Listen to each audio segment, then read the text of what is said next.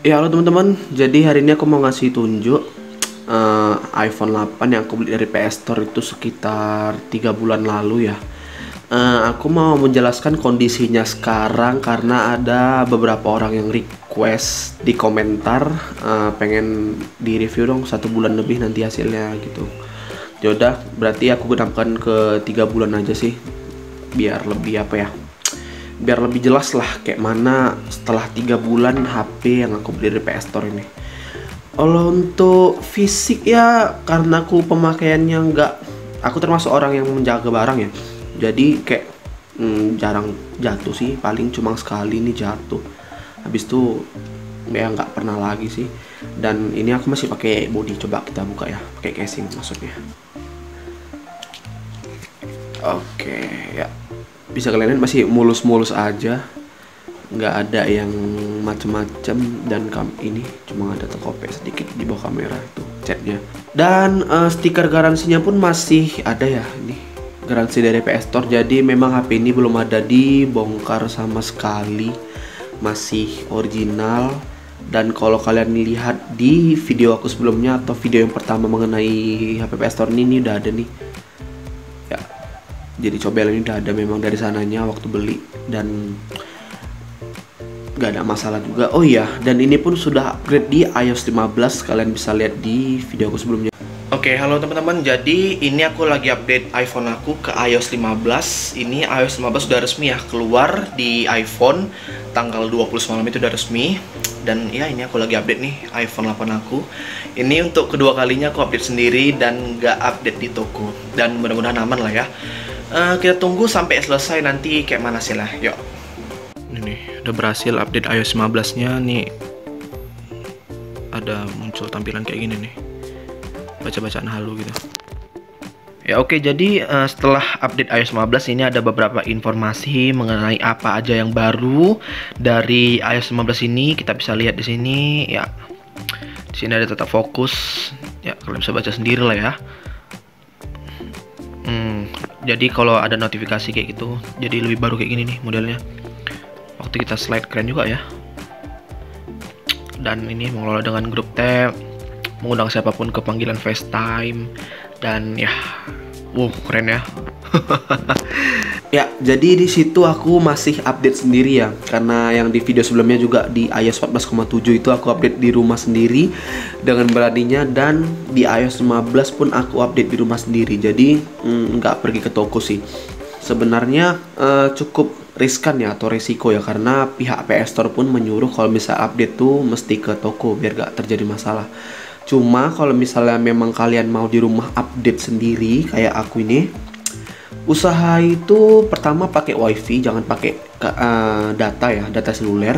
Yang kedua, kalau bisa, kalau misalnya pakai wifi di rumah itu waktu seisi rumah tidur ya.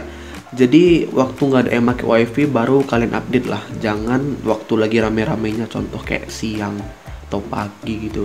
Itu kan masih rame-ramenya orang pakai wifi di rumah, jangan kayak gitu. Jadi kayak misalnya malam kalian update, kayak atau misalnya siang pun boleh sebenarnya, tapi kalau misalnya memang lagi nggak ada orang ya boleh kalian update sih.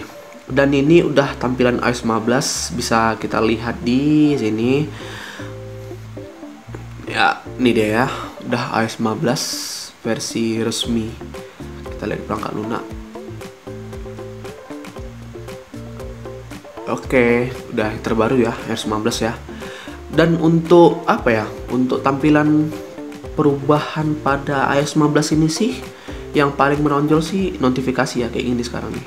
Jadi kayak ada notifikasi baru, kayak ada bayangan belakangnya gitu. Jadi kayak lebih apa ya, lebih rapi gitu, lebih nampak gitu bahwasannya ada notifikasi baru. Kalau dulu kan nggak ada sih, cuma begitu notifikasi masuk langsung bacaan gitu.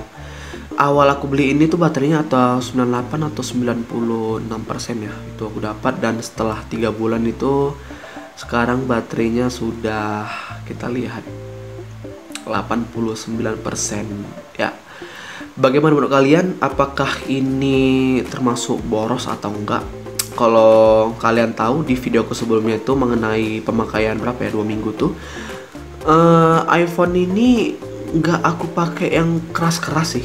Begitu juga sampai sekarang. Jadi iPhone ini cuma aku pakai sosmed, ngerekam video untuk YouTube, tapi nggak aku gunakan untuk game. Dan baterai health-nya tuh sudah berkurang sampai 89, dan aku nggak tahu itu menurut kalian normal apa enggak. Tapi sampai sekarang ini sih kayak misalnya nggak ada gejala yang boros kali gitu, enggak sih, kayaknya aman-aman aja. Menurut kalian gimana sih, itu normal apa enggak? Karena di HP ini sih aku nggak make untuk ngegame ya. Jadi kalau di HP ini cuma make untuk sosmed kayak misalnya Instagram, WA gitu, Telegram, dan ya cuma gitu aja sih. TikTok paling. Jadi nggak main game, tapi baterainya berkurang sampai segitu. Oh ya, dan nggak lupa gue ingati, kalau misalnya kalian beli HP dari PS Store itu biasanya garansi sebulan. Biasanya ini penanda garansinya, stiker ini garansi sebulan. Jadi kalau misalnya dalam sebulan tuh ada masalah sama HP kalian, kalian bisa tukar unit atau bisa bawa aja lah langsung ke sana gitu. Jadi mereka sih, kalau kemarin aku bagus sih, begitu ada masalah aku tukar unit gak, dan mereka kayak nggak neko-neko gitu, langsung yaudah pilih aja bang yang baru gitu. Dan waktu aku beli iPhone ini harganya masih 3,1 juta ya, itu 3 bulan lalu. Dan mungkin kalau sekarang kalian beli iPhone 8 itu bisa lebih turun mungkin harganya, antara 29 atau 28 setengah di PS Store mungkin masih dapat yang like new. Kalau ditanya masih worth it nggak sih iPhone 8 ini di waktu sekarang ini? Apalagi sekarang udah keluar iPhone 13 yang udah ada cinematic mode, itu memang keren kali sih, parah sih. Dan hasil kamera memang betul-betul bagus.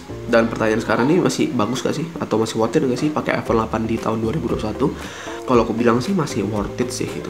Karena kalau misalnya untuk sosmed aja, ini iPhone 8 jagoannya sih memang. Kameranya sih gak ada imbang sih dibanding Android sekarang.